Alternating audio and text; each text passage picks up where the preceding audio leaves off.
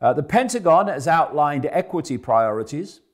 The U.S. Department of Defense vows to change procurement, education, healthcare, and even AI to fit race and gender identity.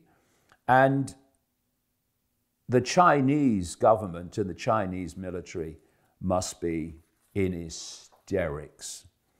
Police are being told in Britain that they have to use gender-neutral forms of address instead of what they've used before. They can't call people sir or madam and have to use gender-neutral forms of address.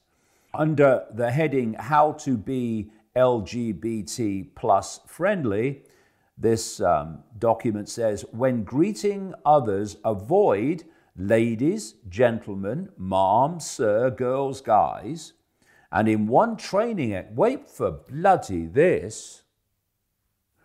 In one training exercise, police officers were asked to talk about their own partners without using gendered terminology such as husband, wife, he or she.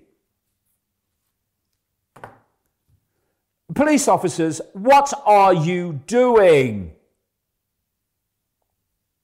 You're being psychologically manipulated in the same way that kids are by those lunatics. Just refuse to do it. All those that don't want to do it, refuse to do it, and you'll realize how many don't want to do it. But no, got to do what authority says.